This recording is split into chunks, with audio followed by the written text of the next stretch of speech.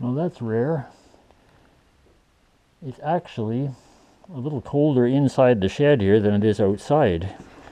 Outside temperature is taking a big jump. I think we're actually above 0 Fahrenheit today.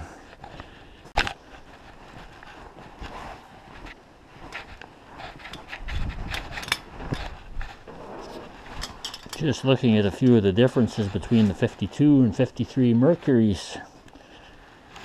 First one, most noticeable at the back, is the round trunk ornament.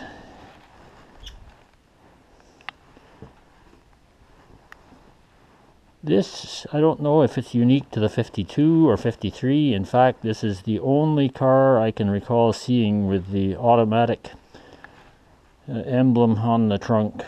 Most of the others I've seen will say Merc-O-Matic, or if they're a standard, they'll have nothing, or if they're overdrive, they'll have the overdrive logo. I've seen some that'll have that same emblem down here, but this one is kind of unique. Tail lights basically the same. Bumpers are a little different. Now this is going to get confusing. This is actually the 53 bumper installed on the 52 car. You got extra bolts on the 53 bumper. Your chrome or plated stainless, whatever that is, side trim only extends to the front of the rear door, basically about halfway up the length of the car on a 52. Your rear door moldings there, gravel guards, whatever you want to call them, they're different. These are 52s. More differences on the 52. Completely different door panels, although all the hardware is the same.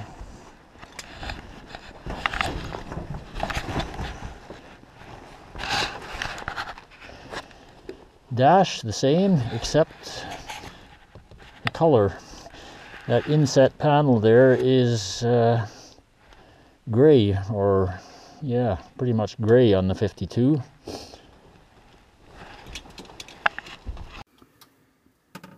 That's right, we used to build cars right here in Canada.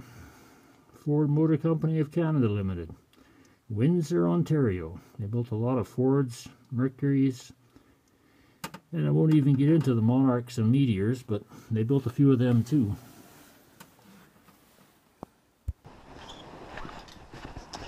Don't let this fool you. This is a 53 fender on the 52 car. The only real difference is this chrome trim along the side of the fender, and the 52 did not have that. Another little difference. These, on some cars, had metal covers.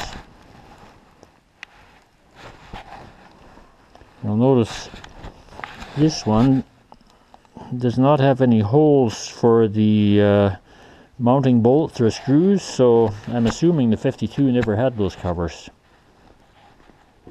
And one of the recent differences somebody noticed, these covers, the 52 does not have them and shows no signs of ever having had them.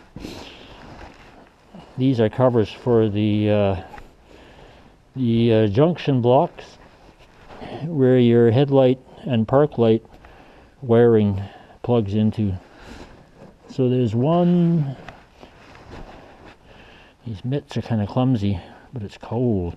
Two little sheet metal screws holding the covers on, and they're easily removable and transferable. And of course the big difference up front, the 52 had a slightly different bumper. Park lights were the same on both years, but some 52s didn't even have these. These are a little optional feature, I guess. There were optional park lights to go inside there, or fog lights I think it was. This one obviously doesn't have them. Anyway, your front bumper, the basic bumper is the same on both of them, but they got the nice big Dagmars here on the 53. They don't have the multiple teeth and bars, or whatever you want to call them, on the 53. And they added 1, 2, 3, 4 little chrome projectiles here. And slightly different emblem on the dash on the 52.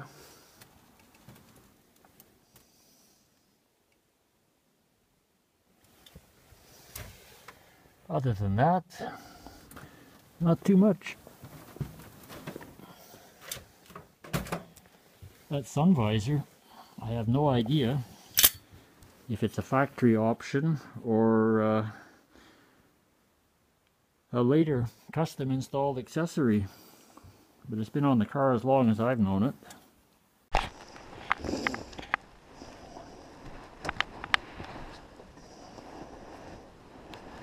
I don't know if it was a 52, 53 difference or not, but mine have slightly different headlight trim rings. As you can see, this one is made of some type of brittle, breakable metal. It was damaged in the drive-by denting of the late 1960s. Anyway, it's, I don't know if it's magnetic, aluminum, and cast something, but the 53, I believe, has just common mild steel. This one's actually got a number on the inside. That probably won't show up on the video, maybe. Let's see. Anyway, let's go look at the 53.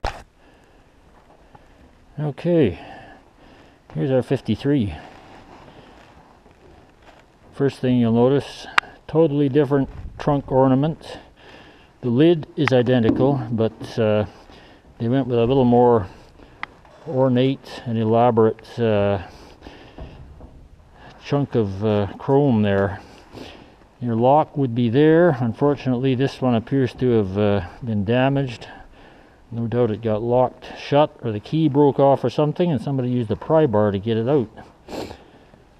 But there you have it. Here's your 53. This, in fact, is the 52 bumper. I put on the 53 just for, well, I had to put it somewhere. You'll notice there is no bolts showing here as compared to the other bumper. So, 52, no bolts showing. 53 has 2 bolts on each end. Confused yet? Your side trim treatment, full length strip along the belt line from headlight to tail light on 53. They kind of changed the rock guard here. One full piece at the bottom and 3 little strips there. Fender skirts were optional. Neither of my cars has them. Take a look up front.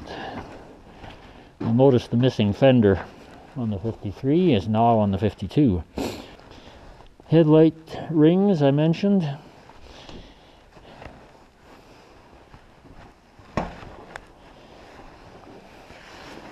Again, we got your Ford Motor Company of Canada tag on the firewall. Windsor, Ontario. Oh yeah, a little sticky.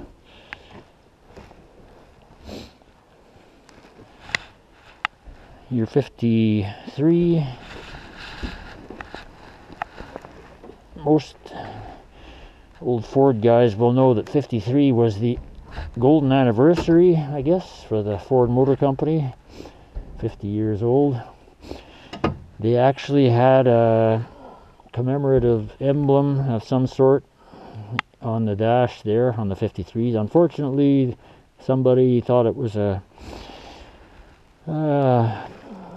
collectible item, I guess, and pried it out of there. I don't think it would have fallen out. Notice this car has the rare radio delete panel in it. Different door panels on the 53. I'm sure they're interchangeable on the 52, but for now they're staying in here. Wow, that's sticky. Oh, there we go. This door's actually shut better than the 52. I can't get this door open wide enough to crawl in there hardly, but the 53 instrument panel and dash, basically the same as the 52. Notice the gold color insert and the speedometer. That's another commemorative mark for the 50th anniversary of Ford. If this car had the correct horn button, it would also have the some type of a 50th anniversary deal on it. This one's been replaced with a Monarch horn button. This car also has the optional directional turn signals. Notice the lever on the left side of the steering column.